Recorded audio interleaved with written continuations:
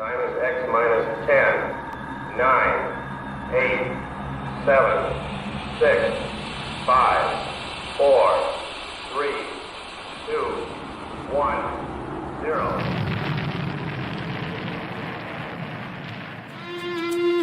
It's the Rocket Hour. Y'all are now tuned in. Time to hit the pick four that you'd love to win. If your money's coming slow, step on the faster track with your host, Ricky Pasternak. Let's go.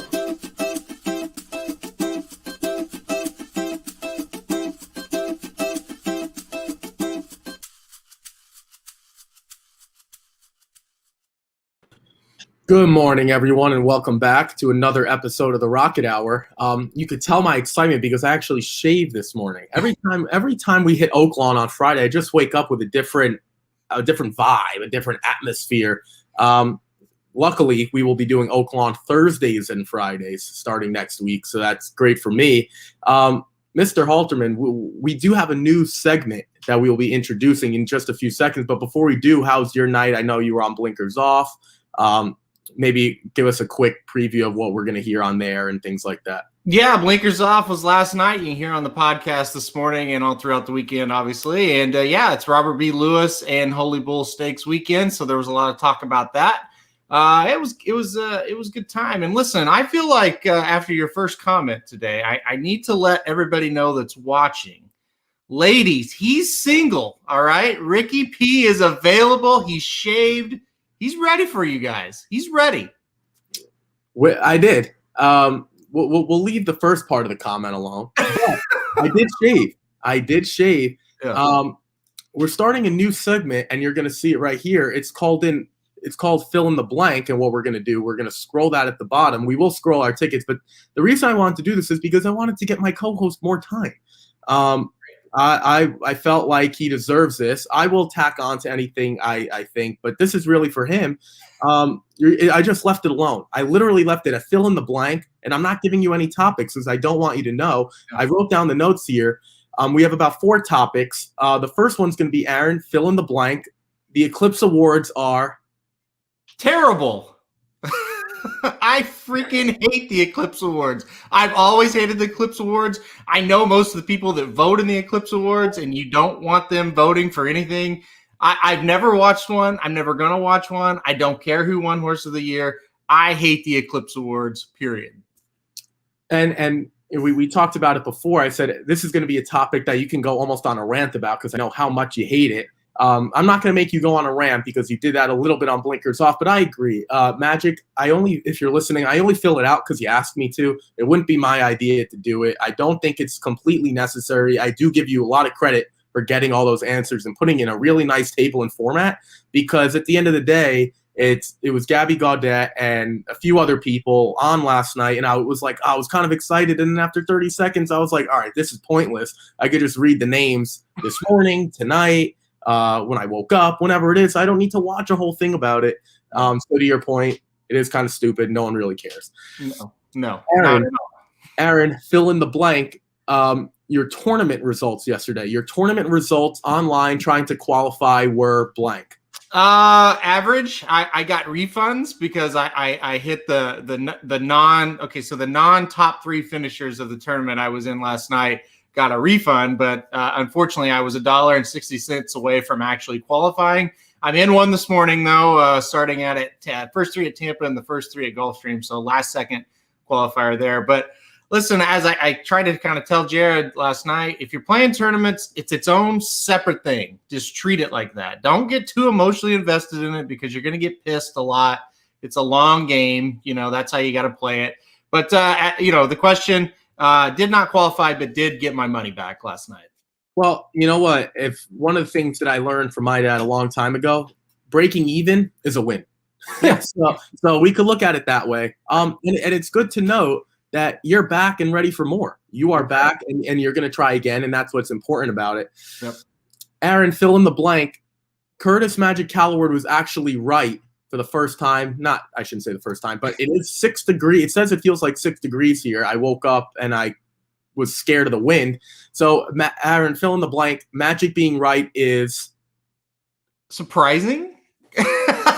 No, yeah, it's surprising. I'll leave it at that. Yeah, it's funny. I asked him a weather question yesterday. He's out in Southern California, and I said, "Do you think Saturday's card is in jeopardy?"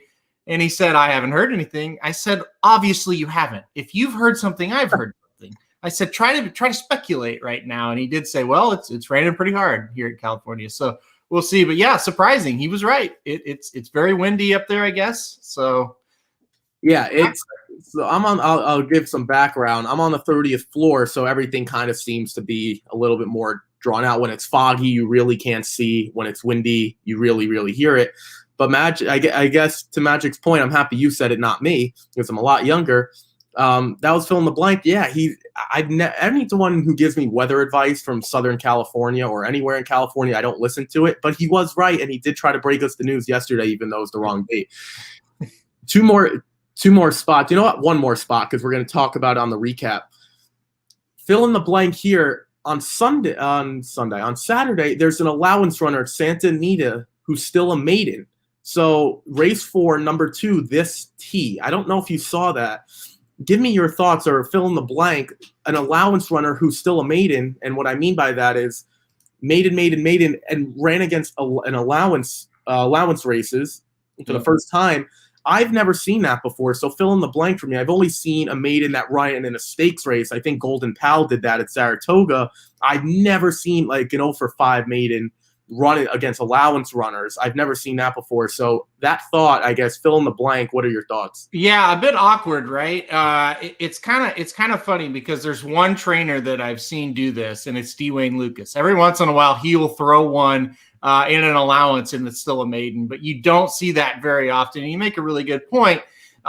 You see him in stakes races, because obviously the reward for the stakes race, it's a lot bigger purse, it's a lot more value for the horse. Even to hit the board in a stakes race is important. But what is the value of running? Okay, let's say the maiden special weight is 78,000 and the allowance is 80,000, and you're in that allowance. There's really not a lot of added value there, so you don't see that very often. But yes, I have seen it on more than one occasion, and it's mainly because of Dwayne Lucas. Yeah, so it's interesting. I brought up, this was a segment that we just introduced, and I really like doing it because I like getting your thoughts on other things other than just the pick 4. I think it's important. I had never seen that before. Maiden special weight to allowance. I've seen maiden special weight to a stakes race or restricted, maybe state bred competition. I've never seen an allowance. Real quick for everyone, if you win an allowance race, say he would have won that race, he's no longer allowed in maiden special weight races, or he is allowed in maiden special weight races. Just kind of clear that up for everyone real quick.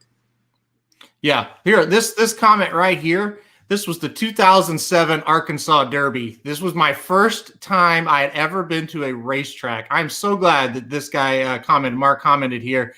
I'm telling you, this was a first-time starter. He was in there with Curlin in the 2007 Arkansas Derby, and he's right. He finished last by a furlong. It was way back, but I remember looking at the program, and this is the first time I've ever handicapped a stakes race of any kind, and I said, why is there no data on this horse? My dad just kind of throws me the form, says, here, read it. It's like, there's no data on this one. And he looks, he's like, well, that's a first-time starter. So, yeah, that did happen. 2007, look it up. Yeah, okay, so that's even, I shouldn't say weirder, because we've seen a lot of weird things. That's one of the more interesting things. I didn't know that was a thing, to be honest.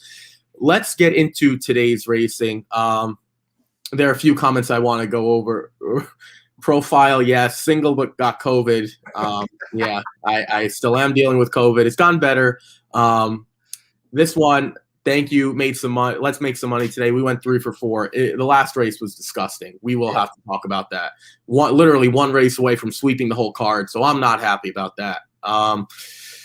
There is a nice card at Gulfstream tomorrow. Hopefully we will have time. I believe we will talk about the Holy Bull. So we will touch on that a little bit and maybe the sequence as well. Let's get into the reason that we are here today, and that's to talk about today's late pick 4 and the late races 6 through 9 at Oaklawn. So like we will always do, one thing I'm going to do differently, I'm going to take this away so people can see our names. We finally figured out how to do that. No, in all seriousness, we will do that. You guys can see our names, and we're going to scroll the ticket at the bottom. You know why we're here. We don't have to put that up. Let's start with race 7 on today's card. Aaron, I'll kind of let you start with this one. This is an allowance for 4-year-olds and upward. Oh, sorry, that is race 7. Race, race 6 is where we're starting. Yeah. I'm used to 7 to 10. Sorry about that. Race 6. Maiden claiming for 30,000 for Arkansas bred 3-year-olds and upward, going 6 furlongs on the dirt. I'll still let you start. Where did you kind of start with this sequence? Did you think this was one of the tougher races or one of the more straightforward ones? Right. Only at Oaklawn, right? Only at Oaklawn. This is the classic Oaklawn Park, Arkansas bred maiden claimers. Oh my God. They're always impossible to predict. But this is where you'll see some crazy prices. It's also, if you get to attend the races live ever again and you watch an Arkansas bred maiden claimer at Oaklawn, I guarantee you 3 of them are going to run off in the post parade and not even want to stay. One will buck the jockey off. This is where it gets wild. This one is just a grab bag of fun, as I'd like to call it. It's a classic trifecta race for me. You just box up 4 and hope to get lucky, and I truly mean that. On top, I went with the first-time starter, number 12, Goose Almighty.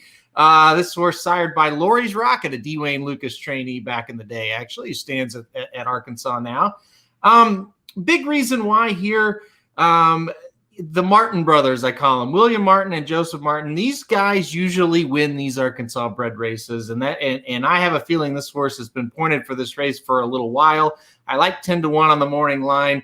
And I think the horse, another thing with the Martin crew, they usually train for speed. So I think this horse will show speed from the outside. I actually like the 12 post for a first-time starter going 6 furlongs because they're just kind of out away from everybody. They can just kind of run their own race. And if he's good enough, I think he can jump up and get a spot or get a piece of things. So the 12 was the horse I used on top. The number 1, Papa Star. I like this horse because for 2 reasons. Gets Cabrera aboard, so that's a really good jockey at Oaklawn and a pretty good jockey for this race. They got a prep into this horse at Remington Park on December 12th. And while the horse was beaten 9 1/4, didn't run too bad for an Arkansas bred. So I kind of like that this horse has that race under his belt and now is going to be in decent form heading into what they really were pointing for, which was this race right here. So I thought Papa Star made a lot of sense. Those were the 2 I used on first and second. I'll kick it to you now to go over a couple of years. Yeah, so it's funny. I love these races, because not only do I think they're crap, we have so many different opinions. I used the 6 on top here, Random Affair. I just kind of thought that showing some speed at this level makes a little sense. I don't love the layoff. Excuse me. I don't love that fact. Not having run since April 17th, but there's plenty of Oaklawn experience. I'm kind of hoping that he comes back a little bit better as a 4-year-old. I do also like the fact that he's going to get back to 6 furlongs. He showed more speed going longer, which is a concern. But he did show some speed with Declan Cannon, 4 starts back on February 16th. Can be forwardly placed. That's where I kind of went. Again, I will not talk you off any horse, to be honest with you, because let's be honest, the field here is just not that good. This is really interesting. I think is the 9, I'm a Blink Cat, is scratched out of here, I believe. So that was where I was going next. I really, really like that one, but obviously can't go in that direction. The 8, Explosive Humor, I don't think you talked on him at all. He's another one that could be forwardly placed. You talked about this is Joseph Martin. This is not William Martin. I just think that this is the type of horse that if he comes back, I'm not a big gelded angle. I don't like playing the gelding angle. I don't think it makes a big difference. That's just me. But when you're looking at this quality of field, and I'll be honest, this is horrible. You're looking for anything. And I don't know if it's one of those situations where just being a gelding can make the difference. He was gelding only a week ago. That is a pretty quick comeback. You usually see maybe a few weeks or even a month or 2. He does have Oaklawn experience. He's another one who hasn't run in a while. If you have a case for any of these horses, you could make it. I also used the 11, dropping out of maiden special weight races from Remington Park. That is a long shot. I honestly don't know anything about the connections. I don't know who Norman A Shower is. I'm sorry, I have no idea. But nonetheless, I'm going to take a shot for the mere fact that you're just dropping out of maiden special weight races at Remington Park. I have no indication that this horse is going to win. But what I will say, like I said, I'm going to stick to this theme. I'm almost throwing darts. I have no idea what's going to happen. You can make a case for anyone. Did you like the 6, 8, or 11? I think you did. Who did you use in the ticket? I'm sure you used 6. Yeah, I actually did not use the 6. I was going to play against the 6 and the 8 here and just really take a shot. I did use the 8 and 11 though, and I will school you a little bit on Oaklawn. The 11, Norman Ashauer, is the trainer's name. You don't ever want to use him unless it's unless it's Arkansas bred race. So it's not a name you're going to know very often. But yeah, he sometimes can jump up and win these Arkansas bred races at big prices when his horses don't make any sense. So when I'm playing trifectas, I usually try to include him somewhere. So I'm with Ashauer and Quincy Hamilton. These are, like I say, connections we probably won't talk about much on this show, if ever again. But I thought the 11 was interesting. You're right. Big class drop. And you look at this 11, has 10 starts and has only been against Arkansas breds once, and it was a maiden special. So, big drop in class and finally getting to the company that he needs to be. And it's another horse that's in form. So I do well in form, as in he's been running. I don't know if you could call him in form or not. Yeah. The 8 was the other use. I think this horse is really interesting. Goes to Joseph Martin, was trained by William Martin. So these guys have been working together. They know about this horse. Gelded, I don't, whatever. You take that for what it is. John Court gets aboard today. Okay, John Court is a speed rider at Oaklawn Park, period. If this horse is not on the lead or they're trying everything they can to get this horse to the lead, I will be shocked. I think this horse is going to be the pace setter. And we talk about this a lot in races where horses are just horrible. Whoever gets to the lead's got a big advantage. So I think 8, Explosive Humor, very interesting. Another quick fact, the Yarmans are the breeder of this horse, and they do tend to breed pretty decent Arkansas breds. Obviously, this is not one of them, but they're a breeding operation that knows what they're doing, and they've been involved for a long time. So that's just, when you're trying to, like you said, you're trying to find any kind of positives. That was one I took away from it. So yeah, for me, it's crazy. This is just a crazy race. 1, 8, 11, 12 trifecta box to start it off. So while you were going through your Yarman talk, which I do think is important because I didn't know that. I'm looking at the riders at this spot in this race. There are 3 wins, 3 amongst all the riders. This is not to say that they're bad riders, because I do like Walter Dela Cruz a little bit. I do like Fernando Dela Cruz. I do like David Cabrera probably the most. It's just an indicator of what type of field this is. There's going to be a price here. That's just my feeling. If you're betting a favorite in this race, you should lose your handicapping card to win. You should lose your handicapping card because there's no. It's almost like whoever's the favorite, I would chuck. That's just kind of my take on this race. Let's move on to a better race. It can't get any worse than that. Allowance for 4-year-olds and upward, going 1 1/16 miles on dirt. I will scroll down to the next race. There is a comment that I want to put up here because it goes back to what I was talking about before. Aaron knows more about Arkansas bred than stakes horses. That I do not disagree with. He and Jared as well are the 2 Arkansas guys. They've forgotten more than I'll ever know. So that is a really, really fair point. This was actually a really, really good race. I thought this was not one of the stakes caliber allowance races, but a really, really tough one nonetheless. I didn't really try to beat down any drum here. I did take the 9 Clayton the Lionheart on top. And the reason I did that, I think drawing the outside is actually going to be good for him. There's not a lot of speed to his immediate inside. In the immediate inside, I talk about the 6 Atoka, who's going to be facing This isn't. You know what? This is your Dwayne Lucas angle. There's Dwayne Lucas right there. I'm really happy we got to do that, folks. If you're using a toka today, please.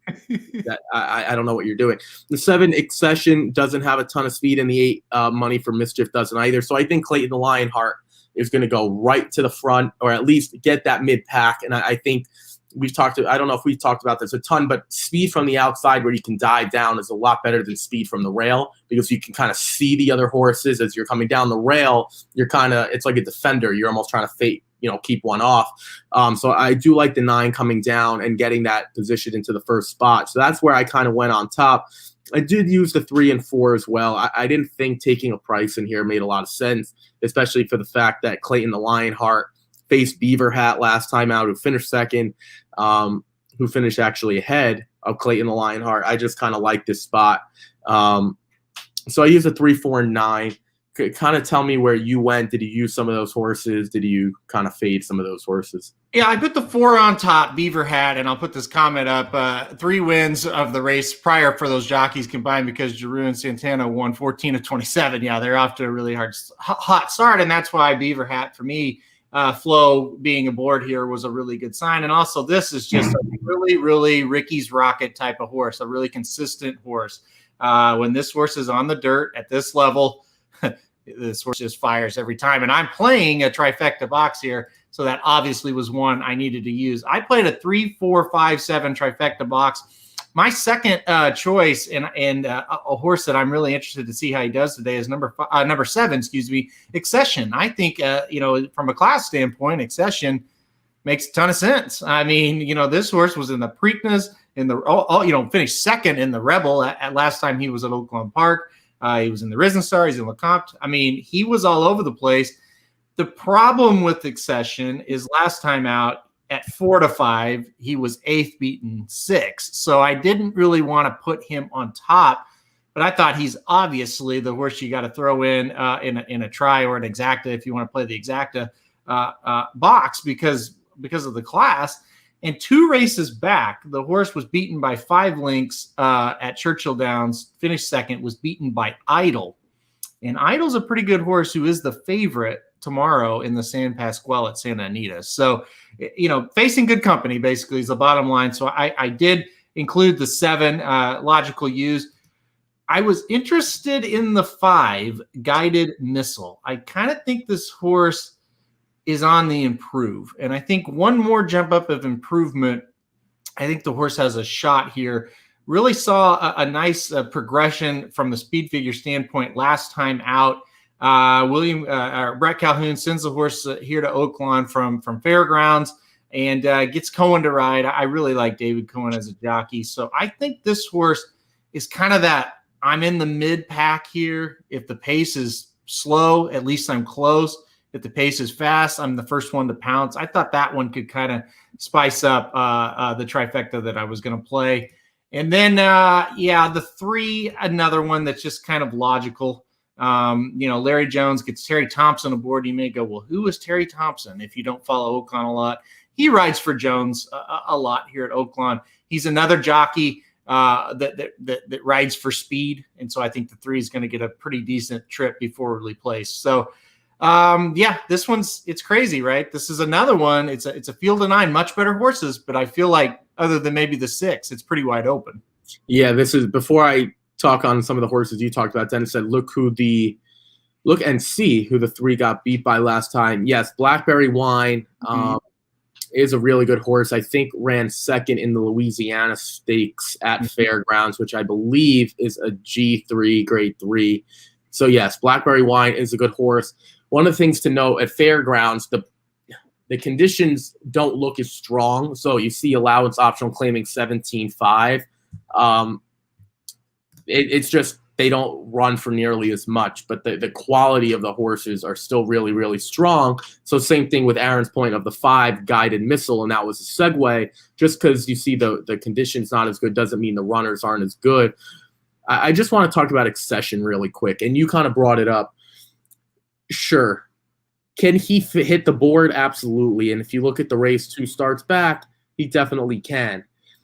His problem for me is that race last time out. I can't use a Steve Asmussen who finishes 8x6 lanes at 4-5 in my type of situation. For your type of situation, you don't want to get beat by him, and I think it would be a tough call to just leave him off a try box. I agree, but is he a true win candidate? I don't think so. And these are the types of horses I love playing against, and the reason I do is because I see Steve Asmussen and Ricardo Santana Jr. They're going to take money just on, if you two put those horses on. If you two put that duo on a mule, I'm getting caught up here. If you put that duo on a mule, that mule is going to get bet. Yeah. So it's one of those situations where I'll be more than willing to let go of the 3-1 morning line, which means if they take money, I might be able to get some better prices on the 3, 4, or 9. So it's just one of those situations where I'm going to take a stand against. He would have to improve a good amount to beat the 3, 4, 9, in my opinion. I'm a little bit worried about the 5 Guided Missile. I just don't think he's good enough. The one horse that we didn't talk about is the 2, Alex June. He did finish second to attachment rate last time out, who's a nice horse in himself. Do you consider Alex June at all, or do you just think he's not good enough? I thought about Alex June. This is to throw back to last year. This is a horse I drafted in the Racing Dudes Fantasy League after that big maiden special weight win at Churchill Downs, and of course got injured and was off the trail. But after the injury, the horse hasn't looked that great. I did think about Alex June, and then I saw the trainer change, and I know Brennan as a trainer. Many listening may not. I'm not interested. I don't think Terry Brennan is going to move the horse up off of Steve Asmussen. No offense. Yeah, and that's a fair point. I think when we talk about trainers, and it's not just the barn switch could make a difference, and sometimes it does. We saw that with Nick Sko. One of the things is you have to understand who the barn switch is going from. So, for example, if you go from Mike Maker to Rudy Rodriguez in New York, for example, or Chad Brown to a Rudy Rodriguez, or something like that, a Pletcher to a Linda Rice, there's a solid chance that horse is not very good anymore. Mm-hmm. It's goes the other way. For example, if you have a Rudy Rod going to a Chad Brown or something like that, not every barn switch is a good one. You have to see who they're kind of leaving or going to. It's really important to do that. So, yeah, I did not know about you drafting Alex June. I'm sorry about that, because in 2019, when he broke his maiden, I'm guessing you weren't the only one that was interested. I got him in the last round that year, and it's like, damn, yeah, he looks pretty good. But, I guess you could say last time out was a pretty good race, right, from him.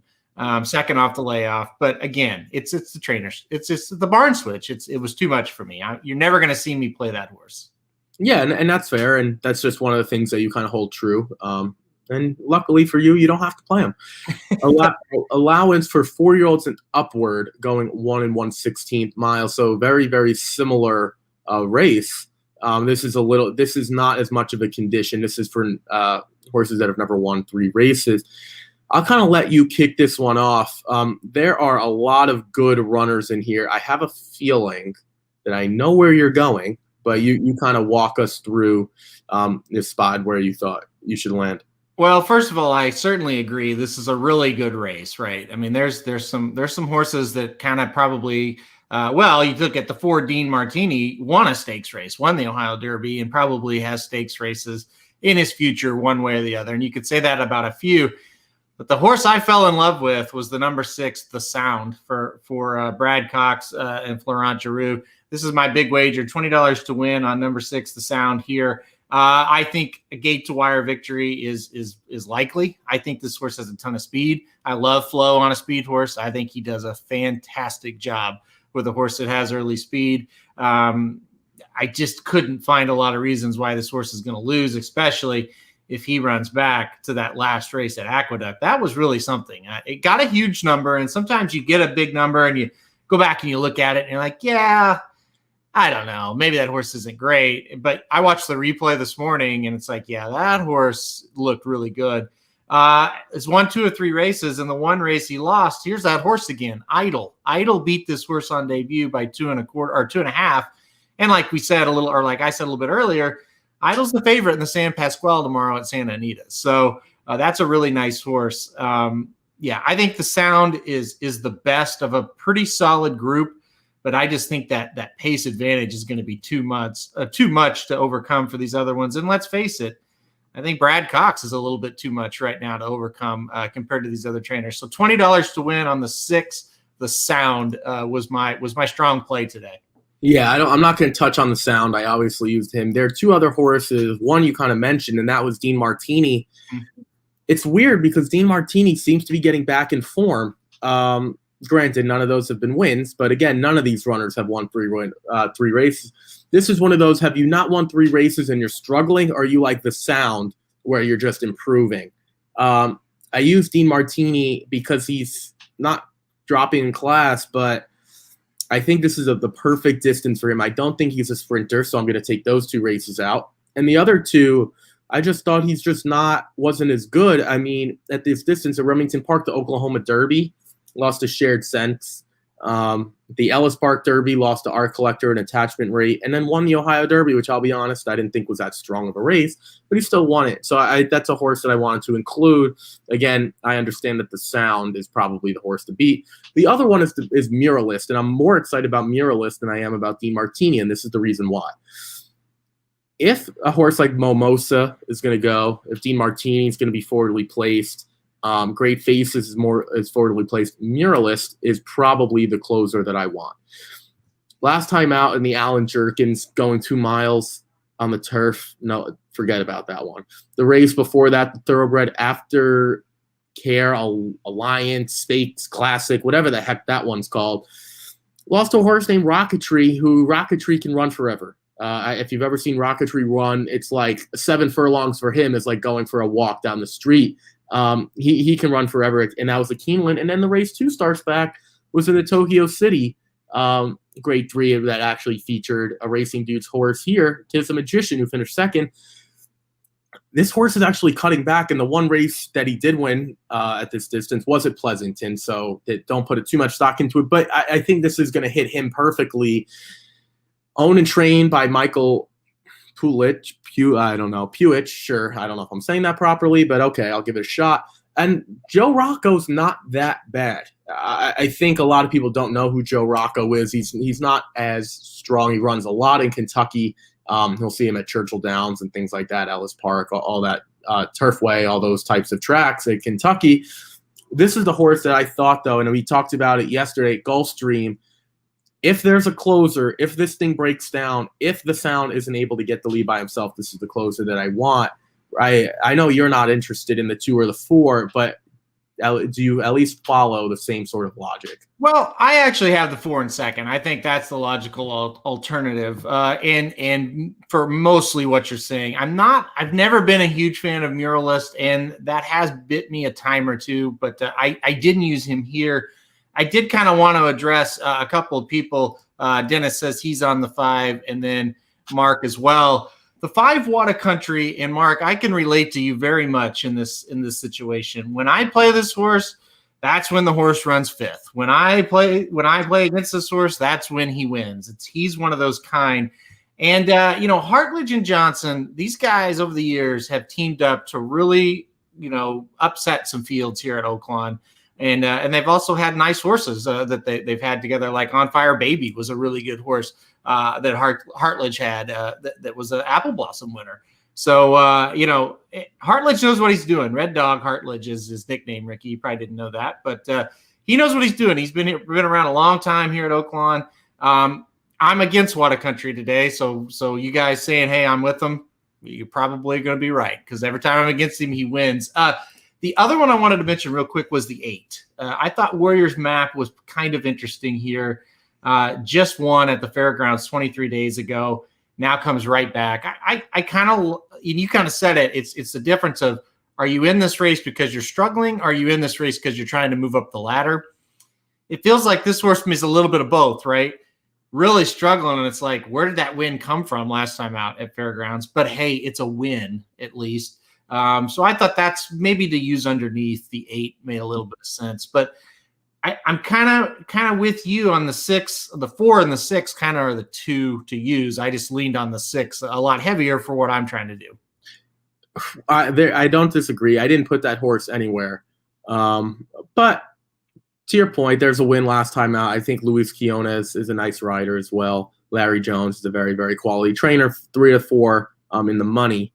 So that's 75%. And with one of those is a win, so I think that's a horse to consider. Before we move on, can we talk about the 9 Jungle Runner? This horse hasn't finished within the same zip code as any of the runners he's faced since November 1st of 2019. Granted, he faced some really good horses. I'll give you some of the horses he hasn't faced, or some horses aren't that good. I mean, it's Sunderland. On February 23rd last year, he finished 5th by 22 lengths. He was 2 to 1, almost 5 to 2. What the heck was that? I mean, if this is not the case of a Steve Asmussen, Ricardo Santana Jr. horse taking money, I don't know what is.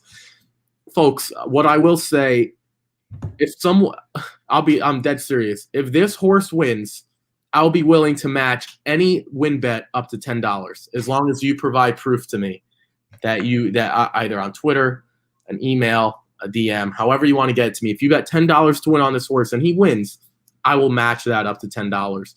All seriousness, I'll go on Twitter and do that. This horse is horrendous. Horrendous. Absolutely horrendous. I'll stop betting Oaklawn if this horse wins. I'll stop betting for the whole weekend. I actually know a lot about this horse because he won 2 races at Remington Park, one of which I think I was there. No, I was there when he lost on December 15th. But anyway, so he broke his maiden, and then he won the prep for the Remington Park Springboard Mile. And I think, yeah, that was the race. Yeah, Shoplifted, Answer In, and Bolden kind of finished head and head in that race. They were all within like a half length of each other. And then Jungle Runner got 4th, beaten 14 lengths. And right there, it's like, okay, now I know Jungle Runner's no good, because the 3 horses that just beat him by 14 are not good. Like you put those 3 horses in this race, they wouldn't be favorites in here, And so then, yeah, last year was just a total, like, what was that? That was crazy. He got beat by 18 in the Smarty Jones, the horses that weren't good. He went, Sir Rick beat him by 22 lengths, like you mentioned. Charlatan beat him by 22 and a half, and they said, you know what? He's doing real well. Let's take him to the Belmont, and he gets beat by 39 and a quarter. I'm with you, Ricky. I don't want any part of him. I don't want part of him at all. And the other thing is, you look at the speed figures that he ran when he was winning, they're not even close to this group. So even his best races, quote unquote, where he was winning, can't match up with this field. Before I address the comments, I'm pulling up the Belmont. He couldn't beat a horse 4 left. He couldn't beat Pneumatic, who we actually like. He couldn't beat Farmington Road. He finished last in the Belmont. So if you want to take a horse that hasn't run since the Belmont over June 20th, hasn't been within, again, a zip code of any of the runners he's faced since November 1st of 2019. So we're approaching, 14 months. Go for it. There are 2 comments. Class relief. This class is in need of he needs a 5K claimer. If he was in a 5K claimer, I'm not sure I would take him. I agree, though. I wouldn't take this horse with anything. What odds would it take for me to bet the 9? In all seriousness, I would need 20 to 1. Oh, I would need 3,000 to 1. 20 to 1 isn't even close to enough. Okay, so there's Aaron's thoughts. Yeah, I mean, at 5, I don't know what part of this horse is anything close 5 to 1. In all seriousness, this horse should be running. This horse should really be running at Finger Lakes, as far as I'm concerned, because he has no chance. We want Kelly Von Hemel and I. We bought, he bought 2 horses, and then he let me buy into a percentage of one, and we went to Prairie Meadows and we won some races. If Kelly called me and say, "Hey, I want to buy Jungle Runner. Do you want 10% or whatever?" and we're going to take him to Prairie Meadows, I would say you're going to have to get some other idiot to buy in on this one. Yeah, and that's the operative word, idiot, because honestly, if this horse dropped in for a 25,000 claimer, what are you supposed to do with him? You couldn't improve this horse at all. So that's fair. And Aaron, I've never purchased a horse. I've never been involved even at a percentage level. Aaron has. And this was a horse that was running in the Belmont last year, and he wants zero part of him. So I think that's just something to note. Yeah, Aaron, Dennis said, 3,000 to 1. I can't. This horse, I can't believe he's 5 to 1 on the morning line. That's a horrible, horrible price. Let's go to the final race. Waiver claiming for 10,000 through 8,000, 4-year-olds and upwards, same distance, 1 mile and a 16th, 8.5 furlong, 2 turns.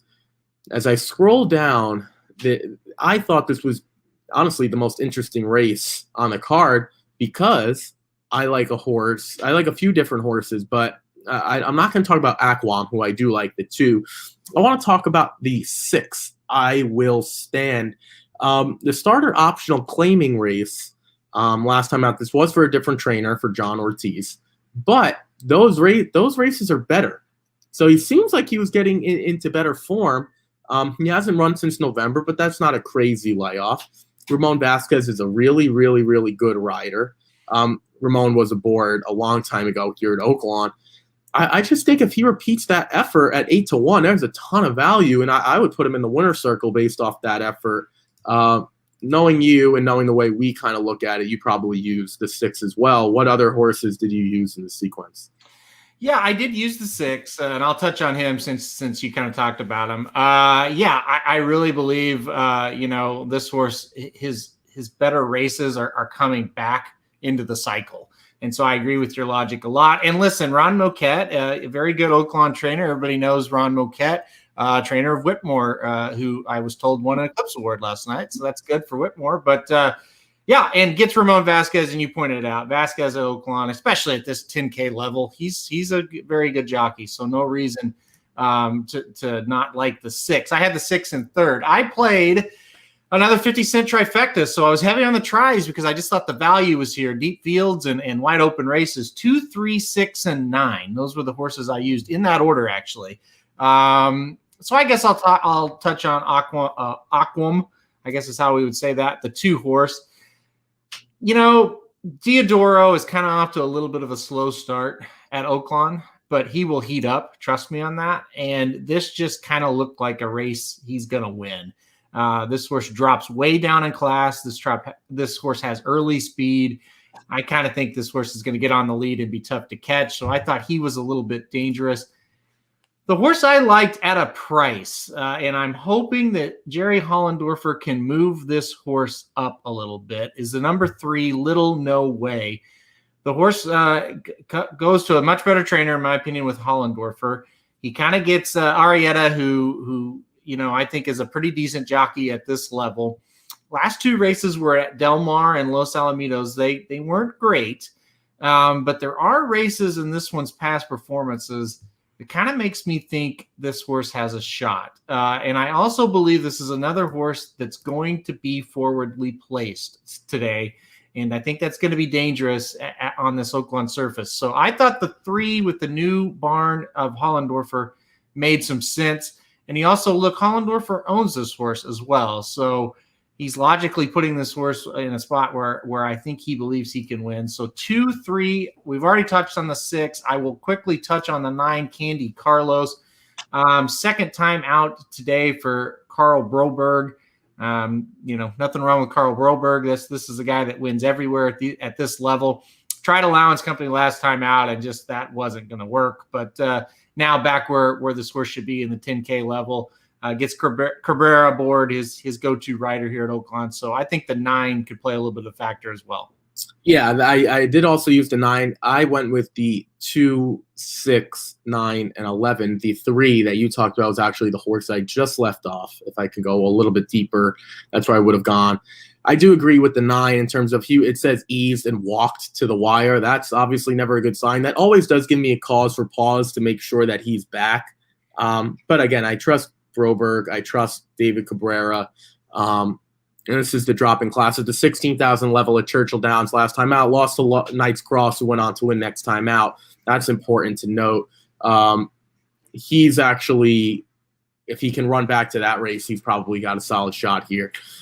There are 2 other horses, one that I used, one I didn't. The one, Elich, I actually like this horse, and this could just be playing into the Steve Asmussen, Ricardo Santana thing, and if it is, then fine. I just think that if he might be a little bit more forwardly placed than we normally have seen him, and from that fact, I don't know how much speed there is in here, to be honest. There doesn't look like anyone that wants to get to the lead, so I'll take a shot at 6-1. There's a difference when you see a horse that you think that could improve as opposed to Jungle Runner, who we know can improve. What did you think of, forget about the 11, because that's the horse I had in fourth. I'm a little afraid of the 12 also, off sixes, because of Federico Villafranco. Jareth Loveberry is a solid rider. And this is a drop in class, does have a second here at Oaklawn. 7-2 is a little short. That's why I didn't go that way. But did you consider the 12 off sixes at all? I did for a while, and I'm with you. I thought this would be a good way to kind of juice up the try, because I do think Villafranco is going to take money after a pretty hot beginning at Oaklawn, and I don't think this horse is great. And I really don't like the post for going a mile on the 16th. That has me a little bit worried as well.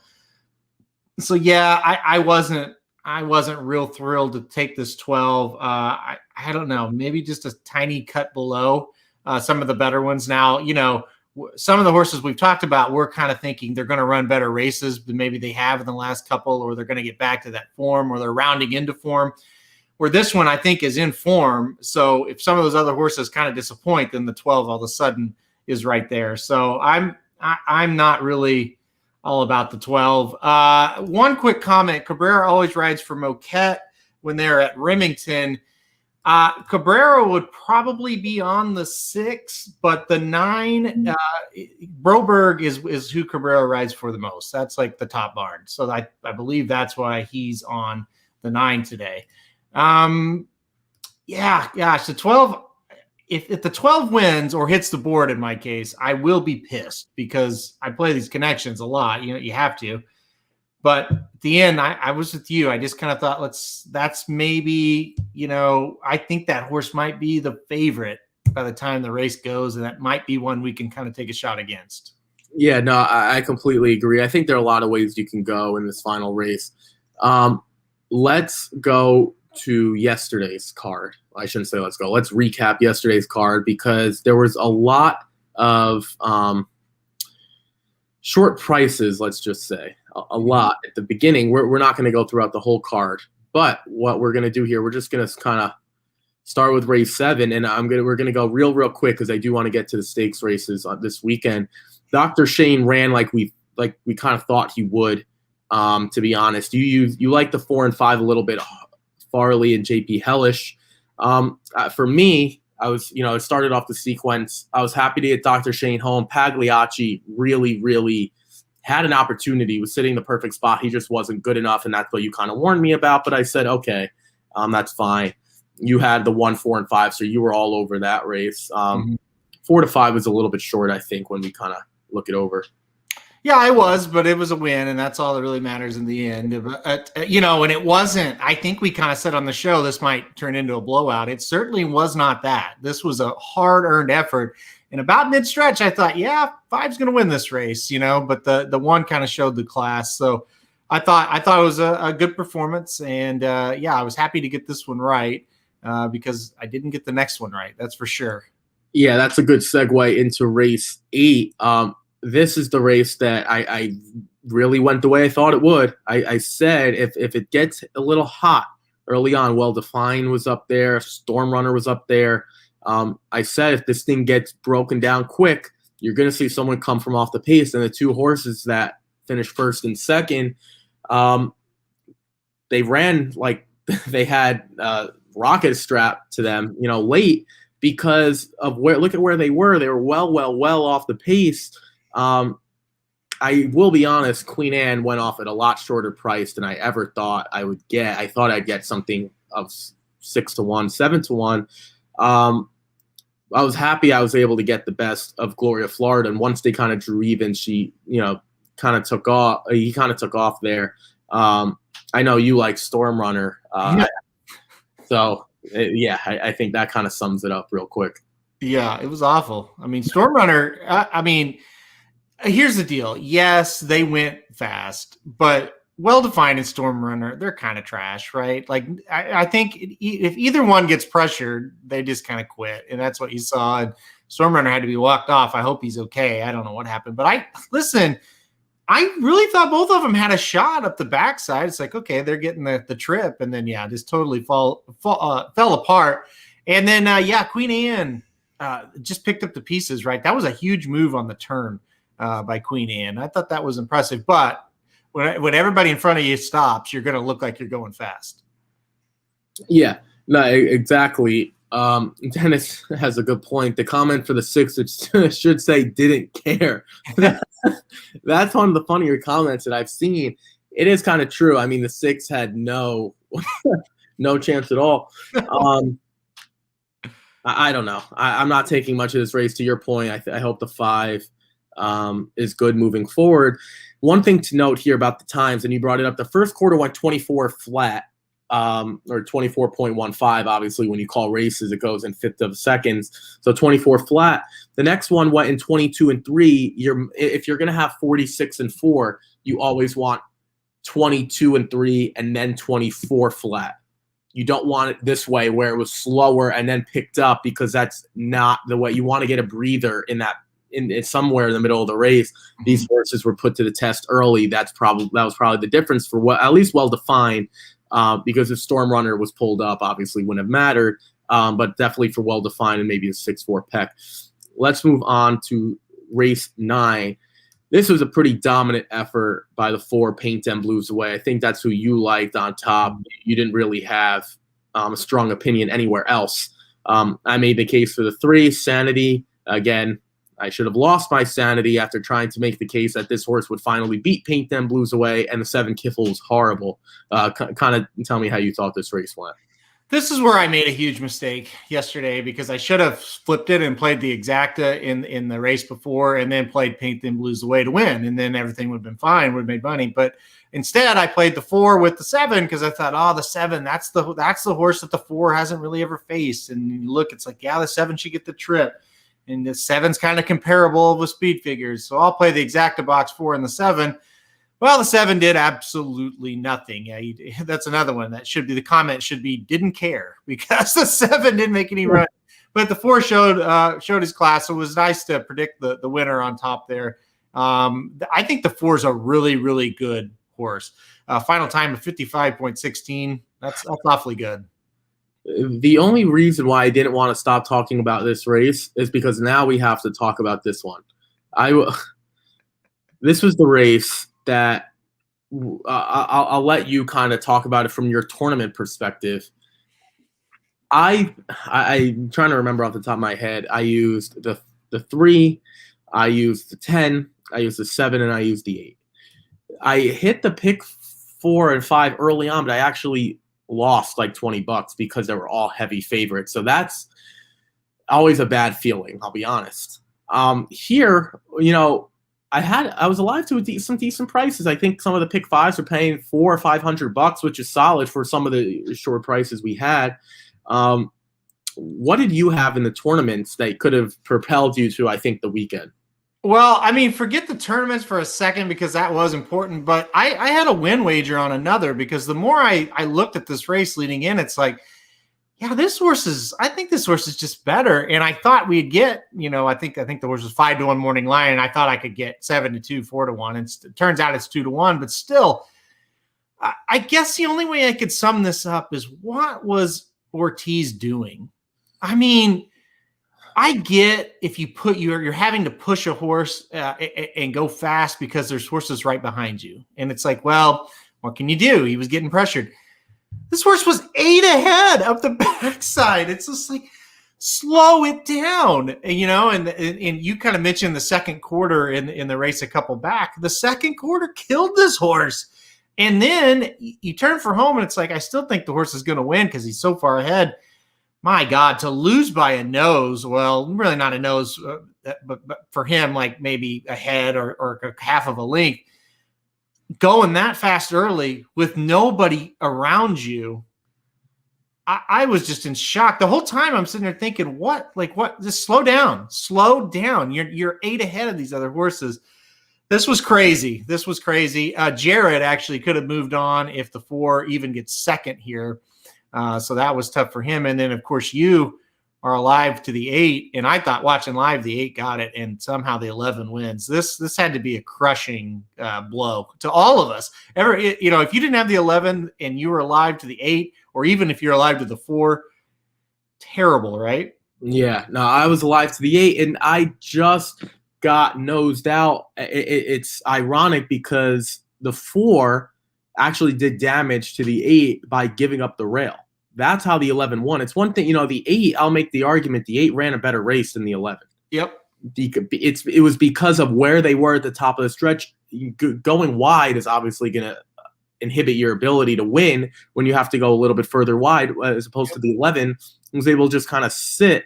If you look at the 8 was behind the 11 the entire time on this chart. But what was the difference was it says late bid rail just up. The 8 had done all the damage with the 4. Obviously, you could see the 4 start to dwindle, but the 8 was the one going after the 4. And I think the 8 ran a much better race, so that really stunk. I know I like the 3 a lot. The 3 is horrible. 5-1. So I was kind of surprised at how bad the 3 was, from the mere fact that I was 12-1 on the morning line. Gulfstream's a really strong indicator of who's going to run well. And the 3 was just god awful. Mm-hmm. The one point I will make about Irad Ortiz, and I didn't use the 4, it could have just been one of those situations where that horse just wanted to run as fast as he could. And it must be a helpless feeling as a jockey, from the mere fact that there's just nothing you can really do, because if you try to rein that horse back, that horse will probably become rank because they just want to run. I'm not saying Irad did a great job. I'm not going to say that, but it is tough when you know that your horse probably just wants to go as fast as he can, and if you're Irad, you just hope you could hold on. So I'm guessing because he's such a good rider, I'm going to give him the benefit of the doubt. Dennis says the only thing I will say is that Robbie Alvarado sucks. I'll be honest, I don't care who was on the 7. No one was getting Prince of Arabia home. So, and then another comment, Irad Ortiz was just dominating the track yesterday. I agree. He dominates wherever he goes. That's why I think he won his 3rd Eclipse award in a row. Let's move on to 2 stakes races. You guys talked about it yesterday on Blinkers Off, probably in a lot more detail than we will here. But let's just kind of start. This is the Holy Bull for grade 3. I'm not going to get into it's for 3-year-olds, obviously. This is probably, I would say, the best race on Gulfstream's card tomorrow, the reason you're going to be watching. I have a product out. I'm not going to get into too much. I just kind of want to ask you what you're kind of looking forward to. I know there are probably a couple horses in here that people own in the fantasy league, so maybe you could enlighten us with that a little bit, and who you're kind of looking at as a win candidate, or maybe horses that you don't think have a chance at all. Yeah, the number 4 Amount, the number 6 Prime Factor, and the number 7 Greatest Honor are the 3 horses that are owned in the fantasy league. And what I'm really most looking forward to in this race is finding out if Prime Factor is the real deal. Because I said on Blinkers Off, I really think Greatest Honor, it's great to have him in here because I think he's a really good barometer for your talent level. I think we know by now Greatest Honor is solid, but he's not elite. He doesn't have a crazy turn of foot. But you're going to have to run well to beat him. So if Prime Factor can beat Greatest Honor, it tells me that Prime Factor is pretty good. He's going to kind of be in that level. If he can't, it tells me we don't have to worry about Prime Factor anymore. Because I think Greatest Honor is the type that could get into the Derby because I think he can hit the board in some of these races. I don't take him as a serious threat. I just don't. So we'll see what happens there. I do think the 7's a horse you got to use, but I'm all about watching the 6 and seeing if the 6 can take the next big step after a really dazzling debut. I completely agree. I do think Prime Factor will win. I think this, as of right now, would be Todd Pletcher's best Kentucky Derby horse in my book. Mm-hmm. I feel like most people would agree. I don't disagree, I should say, with Greatest Honor. I don't think this is a horse that is a true Kentucky Derby horse. I think he could be a nice G2, maybe even progress to a G1 down the road, maybe if he gets a little older. The pedigree by Tappet suggests that he could potentially go longer and enjoy that. And there is some turf pedigree mixed in as well, so maybe we could see him on the turf someday if the dirt doesn't work out for Shug. I do want to see how Sitting on Go bounces back, because this was a horse that a lot of people were high on, didn't run well in the Breeders' Cup, juvenile, didn't run well in the Kentucky Jockey Club G2 against Keep Me in Mind. I just want to see how he bounces back. I don't think he's a true win candidate, but if Sitting on Go doesn't get it together in this race, I think his Kentucky Derby trail would probably be over, even though he might amass some points along the way, maybe even make the gate down the road. I just don't think that's a true win candidate. And I do like Dale Romans. I've always rooted for him. I just don't think this is a true one. So those are my quick thoughts. I did put Prime Factor on top, and I do want to see how he kind of runs. And this is another fair point, it's hard to trust Romans in big races. I don't disagree. He's just one of those where I do like rooting for him, though, so I'll be honest. I will be rooting for Sitting on Go here, even though I do think Prime Factor is the horse that you want in this spot. Let's move on to the race in Southern California. I do have to say, I always make fun of Magic for this. They actually have 8 horses in this race. I love it. A lot of these stakes races come up a lot, very, very short, not only the stakes races, but the races in general. I'll throw it to you. The Robert B. Lewis Stakes for 3-year-olds going 1 mile and 16, grade 3. There are Kentucky, I think 10 Kentucky Derby points on the line, I believe. 4 points to second, 2 for third. Does anyone in the fantasy league own any of these? I would assume that there are a few. And I will throw it. I do have one question after you give your initial thoughts, but kind of just give us a breakdown of who's owned and what.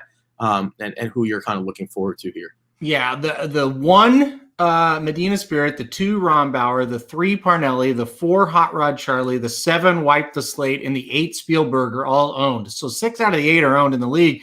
And I think Roman Centurion, if he runs well here, may be another one. So I said on the show last night that 7 of the 8 horses here have a shot to win. You can make a case for. I kind of drew a line through the 6. This one, I text Paul earlier, another guy that's in the fantasy league, and you'll see from time to time on our shows, especially the live shows. I said there's 8 horses in the race. 6 of them are phony, and 2 of them are probably going to be legit. And I really don't have a clear answer on who the 2 legit ones are. I think this race is going to tell us, because you just run down the field. Like Medina Spirit ran a fantastic race last time out. You don't hear anything about this horse. No, the Baffert never even mentions this horse. So was it just kind of a fluke? The 8 Spielberg has been horrendous at times, but at times has been pretty good. The 4 Hot Rod Charlie finished second in the Breeders' Cup Juvenile at 94-1. So what do we make of that? Was that a fluke or not? I took a shot on top with Rombauer, the 2 horse. I just think there's going to be a lot of pace. I think when the track is wet at Santa Anita, closers usually run pretty well. So I think Rombauer has a pretty good shot to upset the field. 8-1 morning line. Gets Mike Smith aboard as well back since I think he rode him 2 back in the American Pharoah, which was this horse's best race. So I went with an upset candidate, but really I'm just more looking forward to analyzing this race and kind of figuring out, okay, who do we need to use going forward off of this one? Yeah, that's a really good point. I didn't know that there were this many horses owned, and I do agree. There are a few points, a few different comments we'll touch on. You said the 5 Roman Centurion is not owned. Is that so? That would be a horse that I don't know how the claims work necessarily in the league, but I know a lot of people were in for the shake on prevalence. That would have been. I guarantee you, anyone could have gotten Roman Centurion because everyone was in on prevalence. I don't know if you could make a claim for multiple, but Roman Centurion, I do agree. We don't really know what he is yet. He did win by 3 and almost 4 lengths last time out, 3 3/4, proved he can go the distance. I agree. He's a horse that if he wins this race, I'm guessing all 10 teams will be in on him. So this is one of those where if you have a 5th plate, I think there are 5 horses, right? If you have your 5th horse you don't love, who might not even get points. This is a horse that you could have taken a shot on, and no one was in on him. So we'll see. He might not be anything, but he might be. So it definitely would have been a good speculative play. In my personal opinion, I loved what Hot Rod Charlie did. It was really upsetting for him to not get the wire because he was second by a head. He actually gave up a little bit of ground at 94-1. That would have been the talk of the weekend had he won. I guarantee you, that would have been the talk of the weekend. Essential Quality, we know, is a great horse, and Essential Quality was arguably the best 2-year-old in 2020 as we left the year. So I do think that Hot Rod Charlie will get a chance to prove himself. Again, you're not going to get 94-1, but this is a wide open field. I agree. Outside of the 6, and I don't really think the 3, Parnelli, is a true win candidate either. You can make a case for about 6. Yeah. That race, I will be honest, I'm looking forward more to than I am the Holy Bull because I think we can learn a little bit more from this race. And if Prime Factor runs his best race, he's probably going to win in the Holy Bull anyway. Yep. Before we go here, and Dennis even says, I think the only one that could be legit is the 5. Yeah, and that's fair because he's getting better. I disagree. I do think there are other legit horses, and even if they don't win, they could be legit.